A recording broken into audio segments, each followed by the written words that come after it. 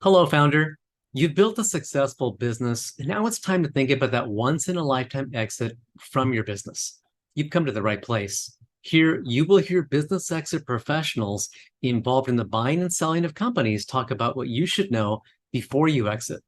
If you've never sold a business before, this podcast can be super helpful to you. I'm Armando, host of the Founders Guidepost. Enjoy. If you like this information, please subscribe and share. Hi, Armando Romano here with Founders Guidepost and with Michael Erath with Next Level Growth. Michael, I'm so excited to have this conversation with you because everything I've heard and seen and read about you is that you're helping business owners get from that place where they are today and getting them to that place where they want to be. And a lot of times people don't know what they don't know. They've maybe not worked with a person like you before. So if we can have a conversation about how you use your expertise and experience to help that business owner get to that next level. And maybe that's right before an exit, maybe it's building up towards an exit of the business. But let's have a conversation about that. How does that sound? Yeah, that sounds great, Armando. I appreciate it.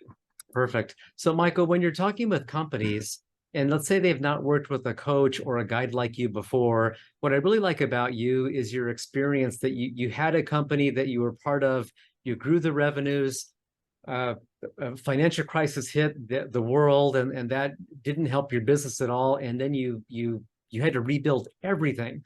And so that experience, I think, is just so incredible for a business owner to help them because you've been there and done that. You've been through those emotional highs and lows.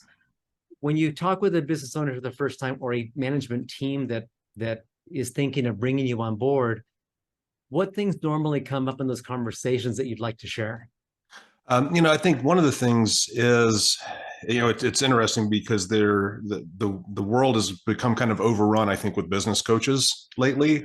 You look at them on LinkedIn; they're everywhere, Right. and we've entered this era of business operating systems. And lots of entrepreneurs are becoming more and more aware of various systems that are out there, but they also sometimes struggle to figure out which one's the right one for them. And so what I try to do is just take a big step back in these conversations and focus really more on what's the outcome that the entrepreneur or the entrepreneurial leaders, the executive team, what is it that they're really looking for?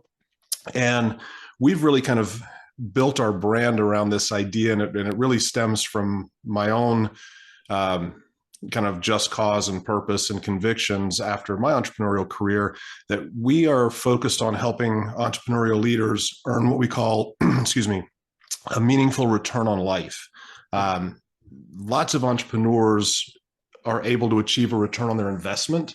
But one of the things I've found over my career is I've spent time as a member of YPO, I've been in Vistage, I've been a member of EO for a number of years. And the majority of successful entrepreneurs I find are achieving that return on the investment at the expense of their physical health, their emotional health, their family life, their relationships with their spouse or their children. And I don't think it has to be that way. And so what we've really kind of discovered over a number of years is that if, regardless of the systems or the tools or the approaches that someone uses, if they'll focus on 5 specific obsessions to help really build an elite organization, everything can stem from that. And so they don't have to worry about what system is the right system or things like that. And really where a lot of this comes from, you mentioned kind of my journey and my background. I started out my career out of college taking over a family manufacturing business. We were in the hardwood veneer manufacturing business. We had a manufacturing facility in Virginia. And I ended up taking that over in my mid-20s. My father was quite a bit older than me. And as I got out of college, he was kind of winding down. And I was able to scale that business from 8 to 45 million from mid-90s until late 2000s. And as we were entering the financial collapse that happened with the housing market in 2008, 2009, I had, as part of that scaling, I had vertically integrated the business, and I brought on a partner who specialized in timber trading and exporting lower grade timber. And so with that partnership, We had offices in 6 different continents. We were shipping about 200 containers a month export. So we were a very significant export business. And he and I had become best friends. I was a son's godfather. We vacationed with our spouses often as partnerships, you get close, and we become very, very dear friends. And I found out in late 2008, as revenues were contracting and the housing market was coming unwound, that not only had he embezzled $500,000 in the prior 18 months, but he was committing bank fraud. He was signing borrowing-based certificates on the entity within our partnership that he ran, and he was falsifying those borrowing-based calculations to fuel his embezzlement and maintain a certain balance in the line of credit.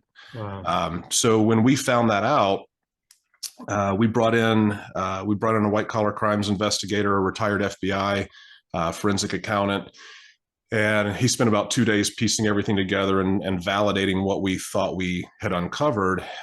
So on the same day, we went to the U.S. Attorney's Office and to the lender and disclosed everything we had found. Unfortunately, both of the entities were banking with the same lending institution, so they immediately froze all of our credit. I spent 4 years working with the U.S. Attorney's Office to finally see him prosecuted. He served 2 years in federal prison. I ended up losing both of the businesses. I was able to do it outside of bankruptcy, fortunately. For those of you that remember 2008, 2009, lots of companies in trouble were kind of throwing the keys at the bank and letting them know how to reach their attorney, right? My father had passed. I had bought my mother out. We had finished that transfer, but she was hung on the guarantee. We had about 2 years earlier made a $6 million investment in capital expenditures, heavily financed through bank debt. So she was stuck on the guarantee, and I needed to figure out a way to protect her assets through that process. So I went to the special assets group, or the workout group with the bank, and was able to negotiate an 18 to 24 month window to go through more of an orderly liquidation than them just taking and auctioning everything. And in doing so, it was a very educational and difficult 18 months, but I was able to get the creditors made whole, got the bank made whole, and my wife and I were the ones who took the haircut. But it allowed us to keep our credit intact and relocate, start over in the same industry and start building a new business, which is where I really started to learn and understand more about the power of business operating systems and putting structures and systems and people and things in place to prevent the kind of things from happening again that had kind of happened on my watch the first time around. And that's really what led and became the impetus for what I do now, is that second business that I built kind of out of the ashes of what happened, and all of the things I learned and did differently to create a better business that didn't really depend on me. And that for the last few years before I fully exited the business, I was able to exit the day-to-day operations of the business and leave a leadership team in place that was able to basically run the business for me. Okay. Well, having gone through that, you've been through more emotional highs and lows than most. When you have a close friend like that business partner, there's a deep sense of betrayal that you went through, which is very hard to get over all by itself. And going through all that, but again, you came out of the ashes, and given that you have that experience, I imagine that your clients get tremendous benefit from that, because most guides, most people like you who are in that coaching space probably don't have that kind of experience to draw on. And the people who benefit are your clients. So when you're working with a company and they've not worked, Michael, with someone like you before, and you're trying to help them, how does that roll out? What does that typically look like to them as they're beginning to work with you? And how does that work? So we start with, well, most of our business is referral based to begin with, referral or invitation, because as right now we have 6 total guides, myself included, at Next Level Growth. So usually we start with a discovery meeting. We call it an audition with the executive teams of who we work with. And rather than us kind of presenting a system and a set of tools that we're going to teach them, it's more conversational and more about an approach. And it goes back to that idea of really understanding what their issues and concerns are. And one of the things that I think is important to note is, So for people in my line of work, typically what happens is it becomes a lifestyle business because our calendars get full and we stop growing. But based on my history and background, I've always grown businesses. And so I've put together a firm. We're based out of Phoenix, but we've got clients in 28 different states now. So we travel all over the country. All of our guides have been former business owners or C-suite executives in businesses doing at least 10 million in revenue with 50 or more employees. Okay. So prior to becoming a guide, they have lived in that world. They've lived in the trenches. They've had the experiences. And what I find is that, and I mentioned earlier, kind of this explosion of people that are business coaches, and we're very intentional to not refer to ourselves as coaches, because typically a business coach they're attached to or connected to a system. And most systems take a one size fits all approach, which makes it more about the system than the user. Okay. And so what we do is we try to leverage our histories and our backgrounds and our experiences to be more like a Sherpa or a guide. So if you think about, right, if a team of people is going to go summit Mount Everest, they're probably not going to read a book and set out on the journey. Right. Or, if you're going to select someone to help you up the mountain, you're probably going to want a Sherpa who's been up and down the mountain hundreds of times, knows where all the dangers are, and can help you kind of figure it out regardless of the conditions. And that's really how we kind of look at ourselves. We like to think of growing a business as climbing a mountain, and whatever's at the summit, it might be for an entrepreneur, it might be a liquidity event, it might be a generational transition. It could be an evergreen business. But what we really want to understand is, for the founders, for the owners, what is it that's at the top of the mountain? And then based on our experiences, we kind of rope in with them. We lock arms with them to help them figure out the best path there, with the least amount of danger and or trauma along the way. Okay. So it sounds like it could have a variety of ways in how that rolls out. But like I said, starting with what are their issues, what are their concerns, and then that is going to help tell you where you want to focus your effort for them. Right. And so really one of the first things we do is we like to ask not just the point of contact or the owner, we like to ask the entire executive team to take we call it a business health checkup, but it's on our website, and it's a series of questions that work through these 5 obsessions. And so I mentioned the 5 obsessions earlier. What we find is, in order to truly build an elite organization, the executives have to be laser focused and obsessed around, number one, filling the organization with great people. And I think, there's lots of, and Jim Collins wrote about this in 2001 in Good to Great, where the right people, right seats, and the bus analogy kind of comes from. I feel like there's a third leg to that stool, though. Most entrepreneurs understand right people. They share your core values. Their behaviors align with your culture and core values. Right seats, they have the skill sets and the experience to perform at a high level in the role for which they're in. But I think kind of the third leg of that stool that's never talked about is, I think they also, truly great people also have an emotional connection to your purpose as a company. And I think, I could go to work for a company and share their core values and have all the skills in the world to perform at a high level. If I don't emotionally connect to their purpose and what they're doing in the world, I'm never going to show up with the same energy and the same passion and drive and commitment that I will if they take it upon themselves to communicate to me an inspiring purpose that I can get excited about as an employee. And that leads to our second obsession, which is just that. It's an inspiring purpose. I think we're all storytellers, right? For thousands and thousands of years, we've shared information through stories.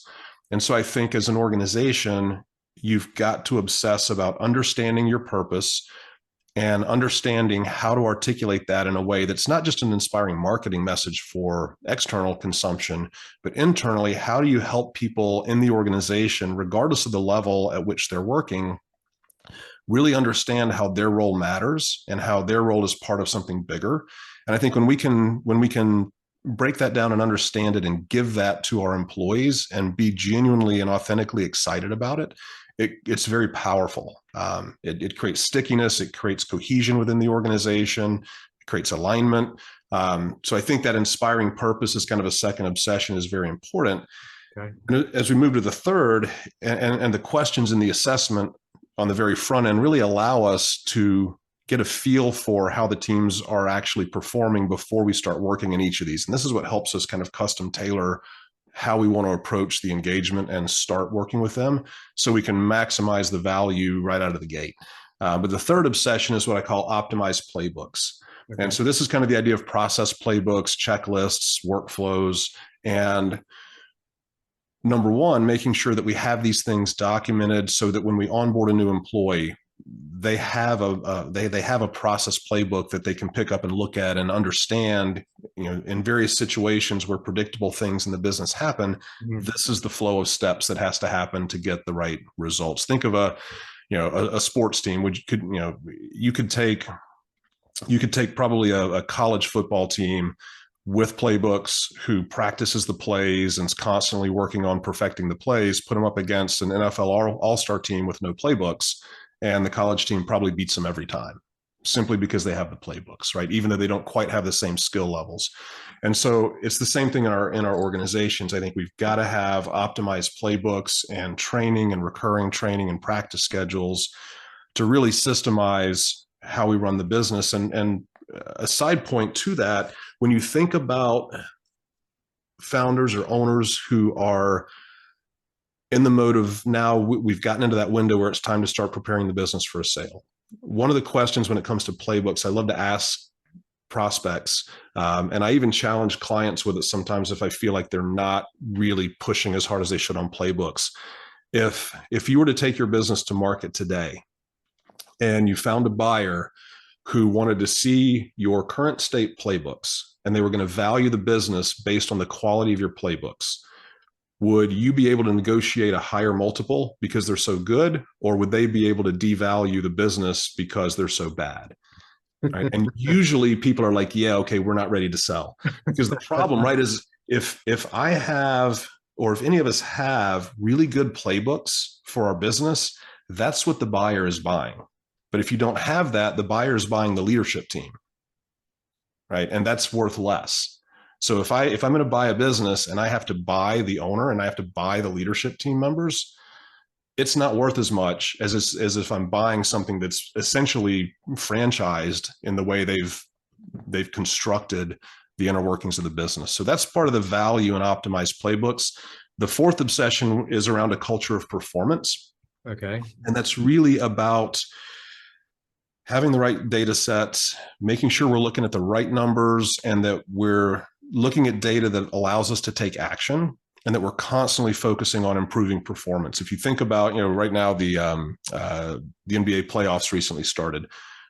If you watch a basketball game, whenever there's a timeout called, one of the coaches goes to the statistician at the scorer's table, grabs the stat sheet, brings it back into the huddle. And they're literally looking at live data. What are the statistics telling us? What do we need to make live changes, game time changes based on what's happening statistically?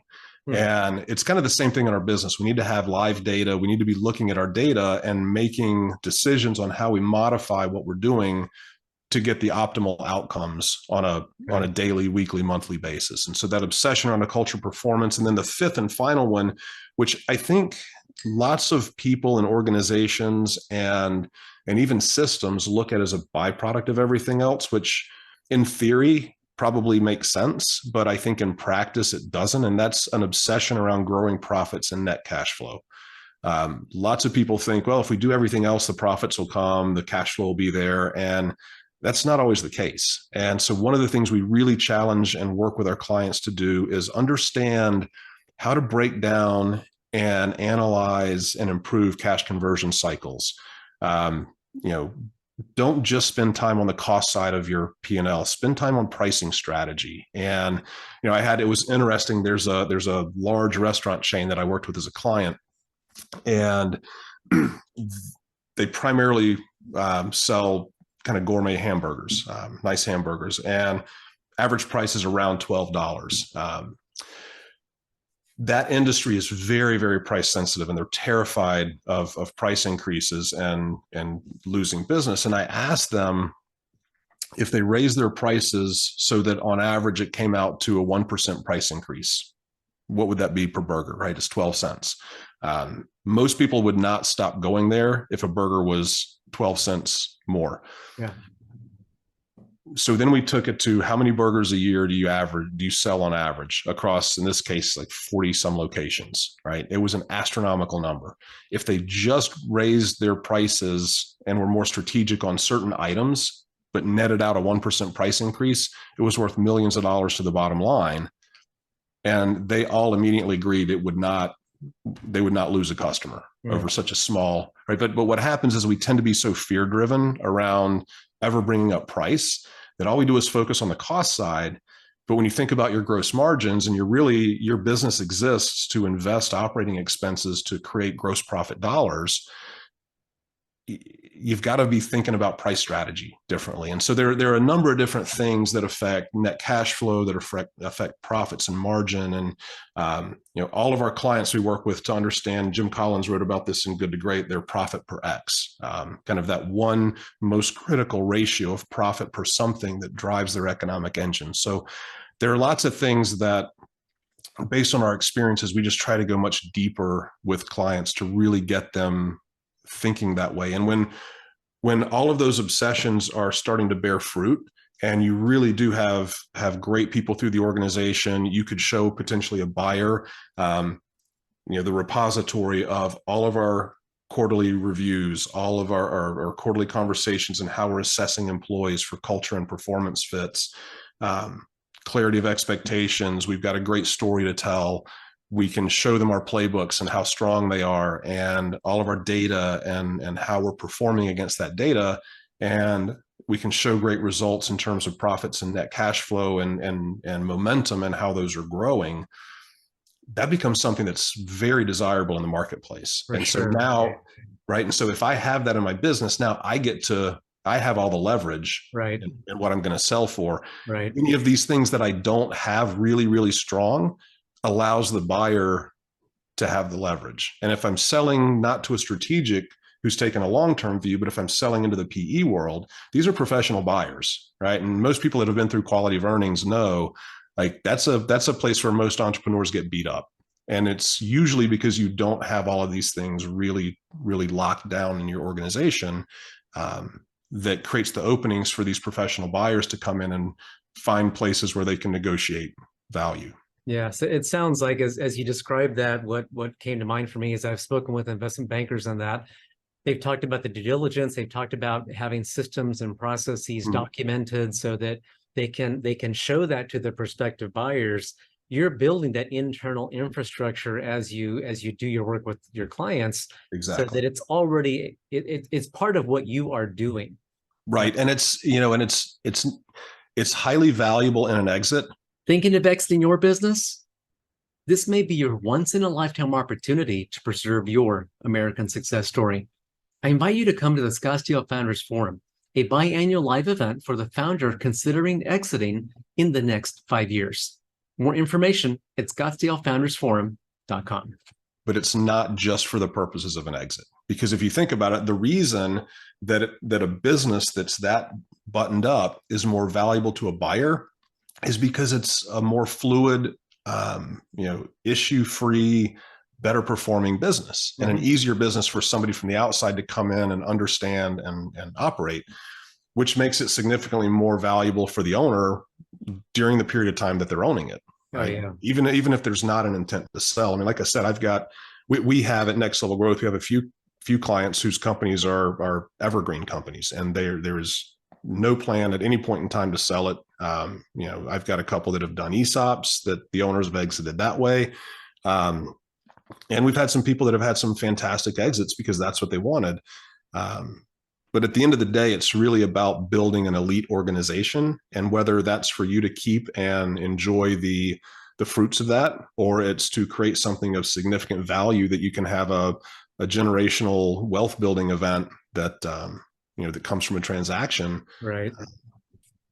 Regardless, it sounds like, Michael, what I really like what you just said, that whatever that goal is, and it goes back to what you said in the beginning, that you want to find what are the issues and concerns for that owner of the company. What is he or she or they really trying to get to, and how do you get there? And it sounds like with the work that you're doing, you're helping them to have the most options available to them once they have that well-oiled machine where it's documented, they know what they're doing, they've got people trained, the right people in the right seats based on those 5 obsessions. Then they don't have to sell if they don't want to. They get a much better working business to hand off to the second generation if that's the goal, or they can hire a professional CEO to run it for them and they become absentee owners. But it gives them the most options as they look down the road and decide what they want to do with the rest of their lives. Right. Exactly. So you said not looking at yourself as a coach so then you said more of a Sherpa, a guide. Right. And I think that analogy is helpful, as we've heard of Sherpas and we know them as going up and down Mount Everest back and forth. That's just what they do. Right. So I can see how you want to use that analogy to help people understand that you are in fact their guide. And I like that you said also that you're looking at not just getting the team together, getting the culture, but looking at the revenue model, looking at the pricing, looking at the cost structure, and that as you're going through that work, Michael, that you do with the new client that comes on board with you, what are some of the surprises that you hear from them? It's interesting. The more we've done this, the fewer surprises there are, because what I'm realizing is most organizations that have not been through some really intentional focus on systemizing their businesses, there are only probably 4 or 5 issues that they really have. It tends to be the same things over and over again. And I think one of the biggest, and the reason for us great people is the first obsession, is most of the problems in organizations aren't how problems, they're who problems. We don't have the right people to really address the challenges we have. And so what I tend to find, and I tell every owner that we work with, if you work with us, this will lead to some turnover. So far, I've never had anybody on the other side of the journey look back and say the turnover was wrong. It always smokes out and creates the right turnover, but almost always the biggest, I guess, surprise for them more than for us as guides is when we start building out what we call the next level accountability chart, which is like an org chart, but for every seat, we base it on functions, not titles. And if you think about the workflow through an organization, kind of what are those major functions where we have to have single point accountability at an executive level? And then we start to clarify what's the mission of every one of these seats. And it's kind of a 1-sentence, very simple statement, but what's the consistent deliverable someone has to have in that seat in order to succeed? And then we work on what we call a most critical outcome. And the most critical outcome is the concept of for any, and this goes for every employee, but we start with the executive teams. The biggest expense the biggest investment most companies are making is in their human capital. And so if you take the fully burdened human capital cost of every seat you have in the organization, so again, we're starting with a leadership team or an executive team, I'm asking them to think about if you were a director and not an employee in the company, and you had to go hire someone for this seat, how would you prove you were getting a return on investment for the human capital you're investing in that person? What's their most critical outcome? And so it tends to be at an executive level, it's more financial based, it's more numbers based. As you get deeper in the organization, it's more of an output based. But we actually create a most critical outcome in a number that's measured, whether it's monthly or quarterly, that by achieving or exceeding that number, we know that the company is getting a fair or an acceptable return on investment for what they're spending to have someone in the seat. And that's game changing because it creates a single metric for every seat in the company that you can look at to know, yes or no, the person in this seat, good, bad, or indifferent, is performing and driving financial results based on what their specific skill set is or their specific role is. And then we focus on a handful of obsessions, kind of the daily obsessions that someone in that seat has to be focused on in order to be successful. So we start in day one, kind of building that out at the executive team level. And when you start to create that kind of clarity around what people are accountable for and who they're accountable to, that's the biggest surprise a lot of times people will see, because I'll see leadership team members or owners sometimes kind of come to this aha moment or realization that, for 2 years we've been grinding on this person, trying to get them to perform. And actually, now that we know this is the expectation of that seat, we just don't have the right person in there. We've been grinding on somebody who, unfair to them, they're just not going to be able to get there. Right. So that's not fair to them. It's not fair to the organization. The person in that seat feels the burden of it. Yeah. And so when we start to see that, then we can start to think strategically, okay, if they're a great cultural fit, is there a better place for them in the organization where they can be successful? Or do we need to free them up to go somewhere else where they could be more successful and backfill that seat with the right kind of person for what we need as an outcome? Mm-hmm. Well, that makes sense. I had a conversation years ago with an HR executive, and he talked. I asked how he, how did he let people go? How was that? And he said, when it came time to let somebody go because they just weren't the right person for the right job, he said they always felt better leaving my office than when they came in, because they knew it wasn't the right fit for them. Right. And they were now relieved of that responsibility to go do to find something that was the right fit for them. I think that's fantastic. And it's rare to find people who are doing it well like that. And that's a great testament to that individual really had a fantastic process in place to communicate expectations with employees. And one of the things I love to say to clients is that the root of most frustrations lie in uncommunicated expectations, right? And so if an employee doesn't really know what's expected of them, that's frustrating. It's frustrating for their boss. It's frustrating for the employee.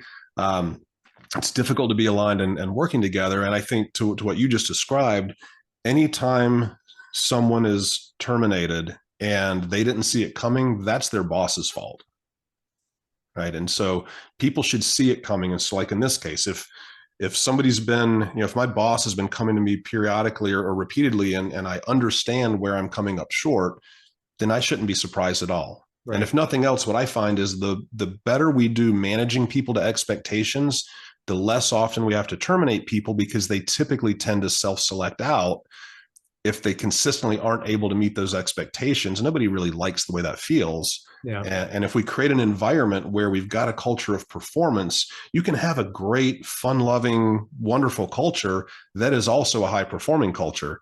And that just tends to smoke out the people who just don't have it in the tank, or who aren't the right fits. Mm.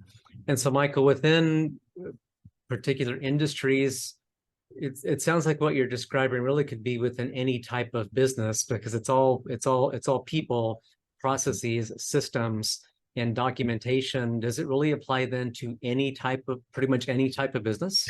It does. It's interesting. One of my clients is a nonprofit. We work with Goodwill out of Dallas. We're going to start working with Goodwill of Central Texas, both nonprofits.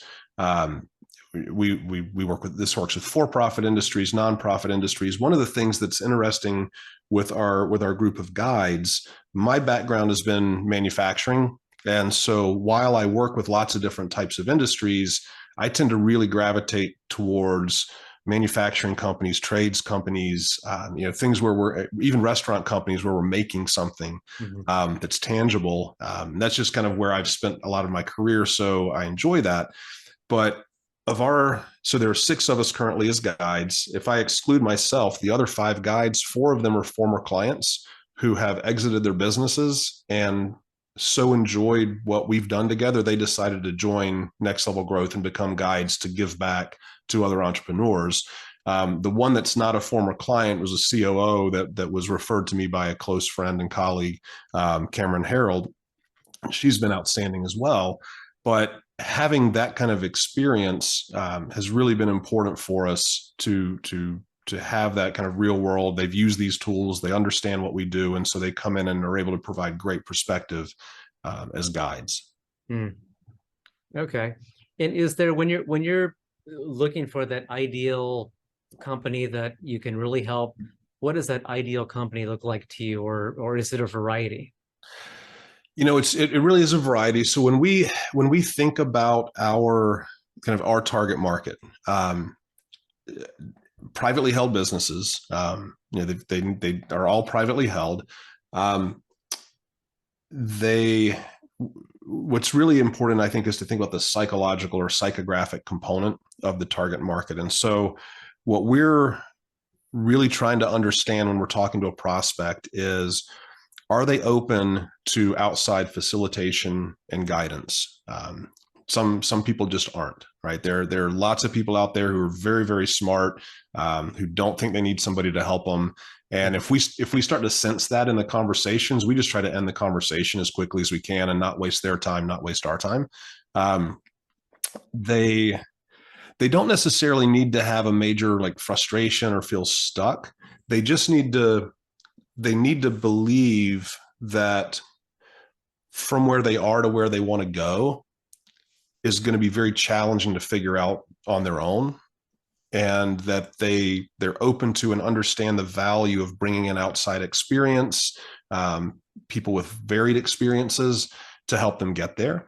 And they've got to believe that there's value in really systemizing how they operate as a business. The reality is most of them come in with some frustrations, but it's really more that openness, that curiosity. One of our core values is have a thirst for learning. And we look for, so one of the things we do is we look for not just for employees to align with our core values, but that our clients align with our core values. And so that's an important thing we look for as well on the front end. But back to your comment about industry fit, it's really quite agnostic when it comes to industry, because what we're really focused on, as you mentioned, is we're focused on getting people right. And that's in every industry, every organization. We're focused on understanding your story, right? And so when you talk about an inspiring purpose, if you're making some technology product that's going to change the world, that's easy, right? That's obvious. Right. What's challenging is if you're in a commoditized business, how do you come up with like a just cause, or like what's this great thing you're doing in the world? And what I've found is oftentimes that's if you take more of an internal focus, and what does that founder, the entrepreneur, really care about that they're doing, whether it's for people within their community, whether it's for employees and their families. And through a series of questioning, I've had one, for example, was an HVAC manufacturing or HVAC service company, and very commoditized business. And as they started to really understand what their purpose was, it was very much focused on employees and their families and the people that they support, to the extent that the owner was getting emotional talking about it. And it's like, okay, now we've put our finger on the purpose, right? When it starts to feel emotional to the owner, and I think it's important to have that. And so, playbooks, all of those things, they apply to any industry, any type of organization. So it sounds like, and let me just make sure that I'm understanding the HVAC person. It sounds like they realized that the employees had families and that their families' livelihoods were based on the success of that HVAC business. Right. And that's exactly what really tugged at his heart. He was taking care of people and families. Right. And so then you start to think about the gravity of the choices you make and your fiduciary stewardship of the business and its resources.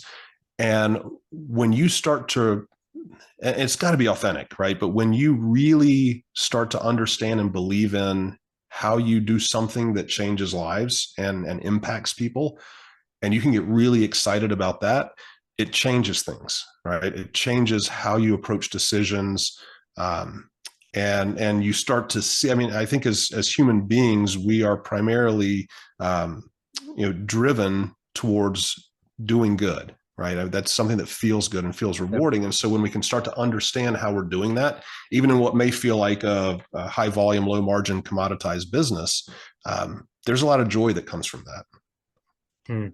So let's say like the owner of that AC company you mentioned, the HVAC servicing company, once you identified or helped it come about that what was important to that owner, how do you then communicate that to all the other employees throughout the organization? How do you help him do that, or him or Yeah, her do that? that's a great idea. There's a concept from a book that came out, I want to say about a year or two ago, that was written by Simon Sinek, called The Infinite Game. And in The Infinite Game, what he talks about is that we've evolved into this finite mindset where lots of companies focus on quarterly earnings, hitting numbers for the month, for the quarter, for the year, and they'll make decisions for a short-term benefit that cause long-term harm to the brand or to the business. And so he's really talking about the importance of taking kind of an infinite mindset, that your business as a business should go on forever, whether you exit it or don't. And that one of the things that businesses need to understand in order to really embrace that infinite mindset is what he calls their just cause. Okay. And so this is where this conversation usually happens. And so the just cause, as Sinek defines it in the book, is a vision of a future state that doesn't currently exist and perhaps never will, but about which you are so inspired and passionate that you will devote the rest of your career to its advancement. Even if it's not attainable. Correct. And one of the examples he gives is the U.S. Declaration of Independence, right? And this idea that all people are created equal. And with that as a belief, think about what the founding fathers were leaving to come here and found this nation. And the thought that humans will one day truly get to that point, that's an ideal state, and we probably are incapable of ever getting there as human beings. But over the course of history, what has it led to? It's led to the abolition of slavery. It's led to women's suffrage, the advancement of gay rights, like all of these different things that are steps along the way toward that future state or that ideal state. And so when we start thinking about that, those statements usually end up reading, they complete the statement, we believe in a world where, or we believe that what, right? And so thinking about that. And so, I've had companies like this HVAC company where it's, we believe in a world where business is a force for good.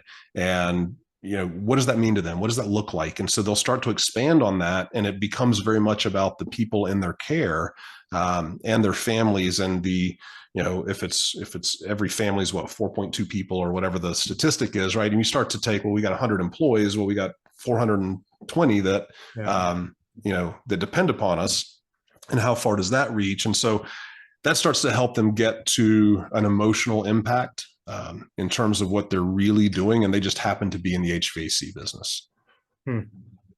Okay. Well, I can see how that could get people to be a little more, maybe go that extra mile, maybe make that extra phone call, or if they're marginally sick, maybe not really be sick, but right. And the other part of the question, going back to your initial question, was how we kind of roll that out.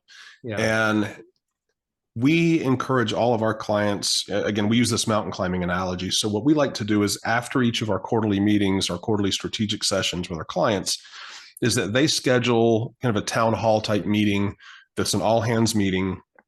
We like to call it the state of the climb. And it's kind of a pause to reflect in front of the entire organization on, here were the goals we set out for last quarter based on our journey as an organization. Here's what got done. Here's the current state of where we are. And here's the focus for the next quarter. And so that's kind of the tactical plan and how they communicate it out.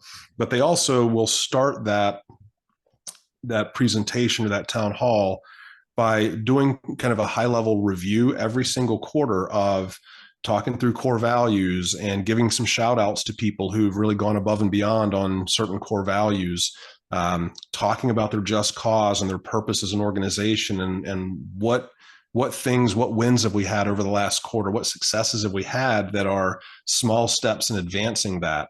And then we get into kind of the planning and the vision for where we're going. And I say doing that as a town hall, because I usually view this as a 10-minute, 15-minute presentation from the executive team, followed by as much time as needed for Q&A. And so if it's a large organization, you got people on Zoom, or if you have to, some of my clients do a road show and they'll go to different locations to do this.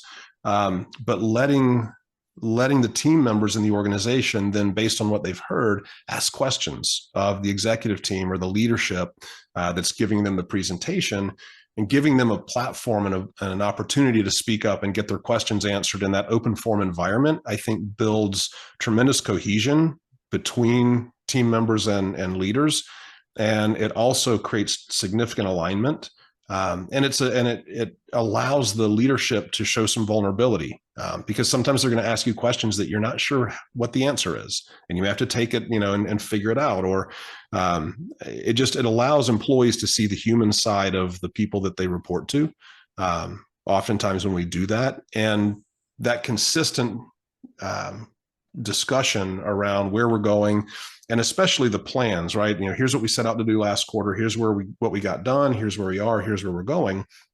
Over time, as employees see their leaders establish plans, execute plans, and see the momentum that's building, they begin to be much more trusting of decisions that their leadership is making. Yeah. And the more that starts to happen, the more alignment you get, the more momentum and performance and velocity you get as an organization. Yeah. So it sounds like they see their leaders doing what they said they were going to do. Right. And if they fail or don't hit the mark, that's human nature. It just doesn't always happen. Right. And I think if leaders, and that's really where it starts, is these were the projects that as leaders we took on for the quarter. Here's what got done. Here's what didn't get done. That's showing that, like, despite our best efforts, sometimes things come up short. Yeah. And the employees have the same issues. But if we're constantly trying to get better, constantly trying to improve, and we're kind of playing the game against ourselves and our former selves, we're not playing it against other people. How do we continue to become more and more elite over time? That can become a very infectious, positive thing within the culture as well. Mm-hmm. Okay. And Mike, you said a few times, Michael, that your part of the goal is to help build elite organizations. Mm-hmm. And so when you come on board, you need to do your best to understand what are they really trying to get to, the ownership, leadership, what are they really trying to get to, and then you're helping them get there. I guess in terms of I want to say symptoms, maybe that's not the right word. Okay. But things that are happening, I mean, the reason why they want to talk with you, something is there that either isn't right, they want to fix, or they know they can do better. How do they know when they should be calling Michael Erath? I think it's if they start feeling like what we've been doing isn't getting us what we want or what we know we're capable of. When we start feeling that gap, right? And so the idea of elite organizations comes from a little snippet of a speech I saw Nick Saban give, and he talks about what he calls 5 choices. He says we all have 5 choices in life and how we do things. He says we can choose to be bad at what we do, and that is actually a choice. We can choose to be average at what we do. We can choose to be good at what we do. And he says that's probably about God's expectation for whatever talent or gifts he gave us, is that we would be good. But he said you can also choose to be excellent, or you can choose to be elite. But if you're going to choose to be excellent or elite, you've got to have a special discipline and passion and focus and drive and commitment to do things at a high level all of the time, or you probably never get past good. And his whole focus is on how do we build elite football team? How do we build an elite college football program that's consistently winning year over year over year? And so it's this incredible drive around doing things at a high level all of the time that is how you build great organizations, how you build something that's truly excellent or elite. And so I think part of it, as far as if an organization, if an owner only wants to do enough to be good, there are other systems and other people that are probably just fine for them to work with. But it's when they have that hunger to, they say, I know we got a $50 million business here. We're sitting on a gold mine and we can't figure out how to get past 8. Like we're just stuck at this 8, 9, or whatever the numbers are. That's arbitrary, but kind of that feel like, I know we can get here and I know we can do this, and we just keep banging our heads against and we can't get there. When they're that hungry for that kind of positive change and growth, those are the kind of leaders that will come into an environment like we have and just thrive, because they're mentally, they're kind of at a state where they're ready for what we want to offer them. And we actually, we fire clients. I've fired in my career now, I fired 4 clients for just kind of not doing the work. And, we'll give them time, but at the end of the day, we all have finite capacity based on our calendars. And I feel like it's a disservice for a company that can't get on our schedule, who wants to, if we're consuming inventory of time with someone who's doesn't really want to be excellent or elite and isn't willing to do the work. Yeah. And I guess that gets back to what you said a few moments ago, that they need to be curious. They need to be open and receptive to listen to you and be open to try those things you're identifying for them to look at. If they're not receptive and curious and open, you're not helping them, and it's just not going the direction it should be. Right. Exactly.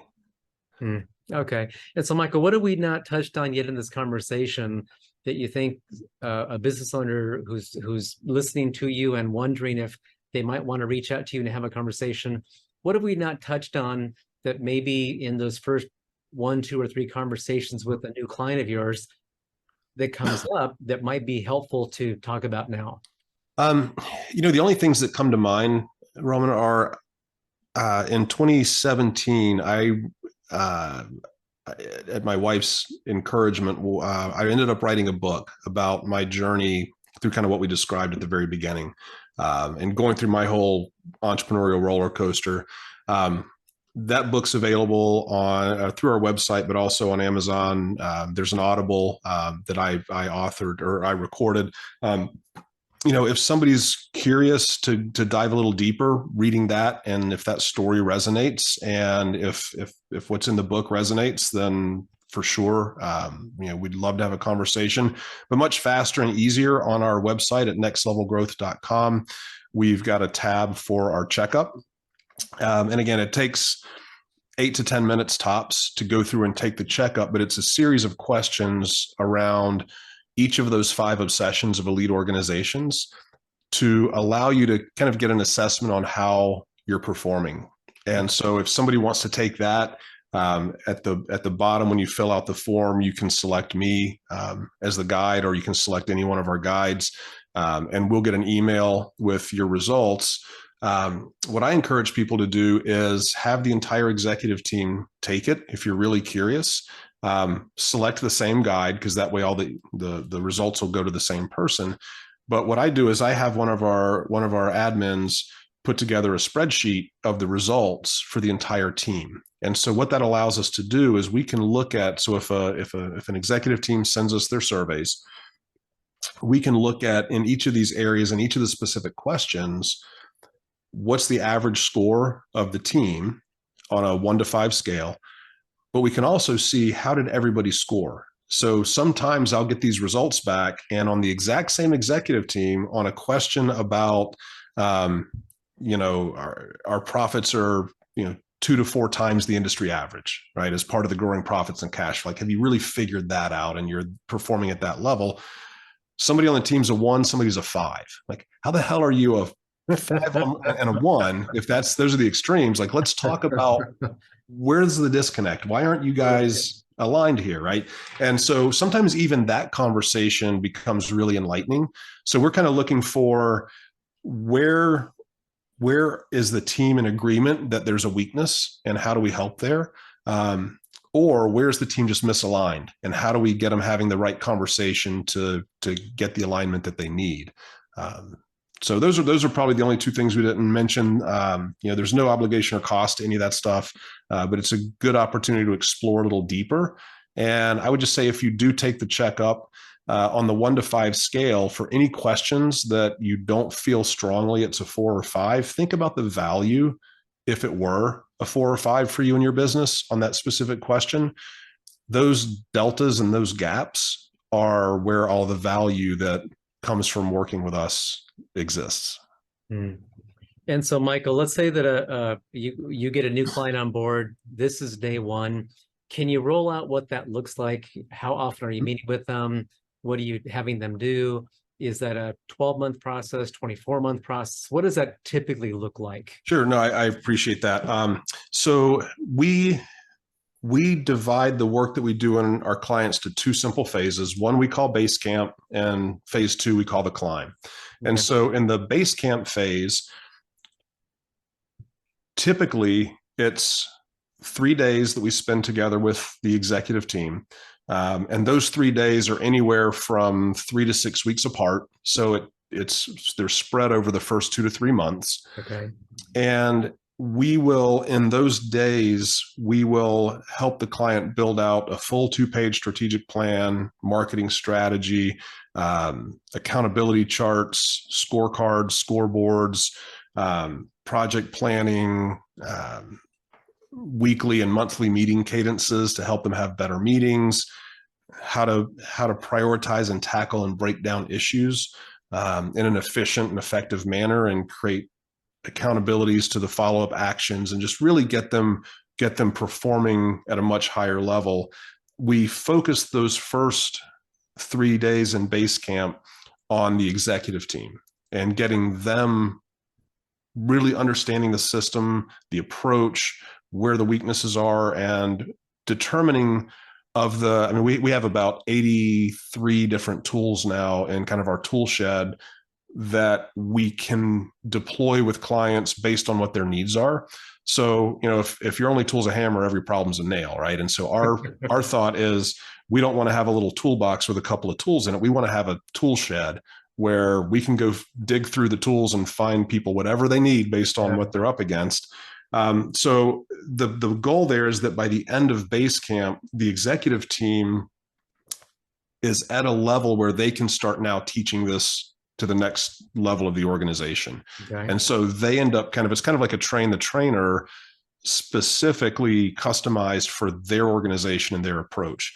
So once we get out of base camp, and those are pretty much full day sessions, full day meetings, we then go into the climb phase, where we meet every quarter with the executive teams, and based on the longer term strategic plan that's in place, we break off, how did we do last quarter based on the goals set financially, as well as tactical things that needed to happen. What were the lessons learned? Where are you performing well? Where are you underperforming? If there are new tools we need to share, we share that. We do a review of the strategic vision, the strategic plan.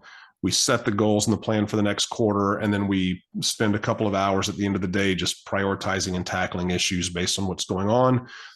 We weave a little bit of team health into each of those quarterly meetings to help keep the team kind of growing together and forming stronger bonds to build a more trusting, healthy team. And that cycle just repeats every quarter.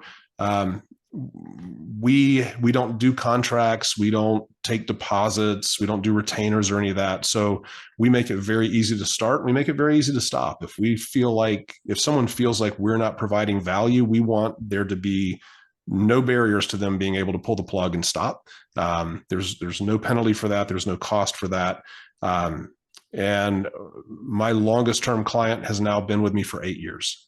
And through one transaction, and now we're on the other side of that transaction, and the company's continuing to work with us because they see the value. We have some companies that do this for 1.5 years, 2 years, and they decide they've gotten what they needed to out of it, and they move on, and that's perfectly fine. We try to make everything about the client and the user, not about the system and not about us. All right.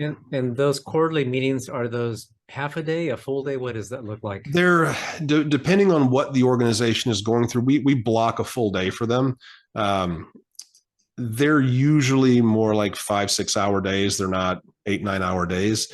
But there are some where, sometimes we'll get into, I had a client earlier this week where their entire business model is going to transition strategically. And so we ended up having about a 3-hour kind of whiteboard session, just really breaking apart options for different types of strategic approaches to the business model to address challenges that have started to arise that didn't exist 10 years ago when they started the business. So that ended up that was a long day. Just, it really depends. And so, but it also gets to your adaptability. I go back to what you started out saying, what are they trying to get to? What are their concerns? What are their needs? And then you focus your effort on that. That's a good example of just what you started out the conversation with. Yeah, exactly. And one of the things we do that I believe is a bit unique as well, and also I think this helps leverage our experience as business owners, former business owners of businesses at scale, is our engagement. So our clients, basically, as long as they're working with us, they're just paying us on a monthly basis. The entire leadership team has access to their guide for anything they need throughout the quarter. There's no additional cost for that. So I have some of the leadership teams I work with, I hardly hear from them over the quarter. They're autonomous. They don't need a lot. And I have others where, every 2 or 3 weeks, I'm on calls with somebody on the team, helping them through issues. And different people are going to need different things at different times. And so we try to not create barriers for them to reach out and use us. We want to be considered part of the team the entire time we're working together. And, so whatever their needs are along the way, we're available for that. And there's no cost or meter running on the time. Okay, good. So let me just do a little bit of a recap, Michael. We've touched on a lot of areas. You talked about a lot of things here about making things meaningful. You said a meaningful return on life, not just a return on investment, but trying to get that team, that ownership, to get more meaning out of life, not having a successful business at the cost of the family or whatever else is important to that ownership. You talked, which again leads to balance. You talked about 5 obsessions. You talked about having great people and getting an emotional connection, getting everybody who's part of that organization emotionally involved in understanding what the outcome is for the customer or the client of that business. You talked about having an inspiring purpose. So they understand and they're inspired to do more and do better and always be elite. You talked about optimized playbooks. And I liked when you touched on that, because the optimized playbooks really leads into giving that owner more options to exit if they want to exit. So it prepares them for that, and it just gives them more choices that they have, which is always good to have more choices. Another obsession was a culture of performance, having having live data that you can look at and analyze and work with, so that the culture performance is a constant, not at the end of the quarter looking at historical information, but looking at live data now and how we can make a course correction now or double down if they need to. And you talked about growing profits and cash flow as the other of the 5 obsessions. Right. You mentioned being a Sherpa, not a coach, but being a Sherpa, being a guide, and really listening to them and what they're trying to get to, so that you can bring together your resources, go to your toolbox or your tool shed, and bring the tools that are really going to help them as they're trying to get to wherever they're trying to get to. It's up to them to decide, but you want to help them, of course. You mentioned that typically companies have about 10 million in revenue, maybe 50 employees. Or was that your coaches? That's our coaches. Yeah. So we work with companies as small as 1.5, 2 million. It's kind of an entry point, depending on the guide you're working with.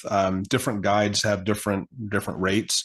But below about 2 or 3 million in revenue, sometimes working with someone like us, if you have a bad quarter, can be a budget constraint. And I prefer not to have people start and stop. Yep. I think consistency is important. So from a target market standpoint for a possible client, I typically say 2-3 million in revenue or more. Okay, good. You also mentioned the business health checkup, which is available for free, no cost, on your website. They can fill it out, and if it's the entire management team, you'd like to have them all do that and pick the same guide so that that all gets consolidated in your company with one person. You'll have an admin person summarize that so that then that guide can look at it and make better decisions based on what he or she has seen with the results of the business checkup. You also said who problems. Problems in a company are often people. It's the who. You know, who is in that seat? Are they the right person in that seat doing the right jobs? I liked what you also said about as you look at people, you're looking at functions, not titles. What is that person actually doing, and what should they be held accountable for? Who are they responsible to? But looking at it, functions and I think you said checking ego at the door. Let's look at what you're supposed to do regardless of your title, and let's make this work for the benefit of the company and the stakeholders, et cetera.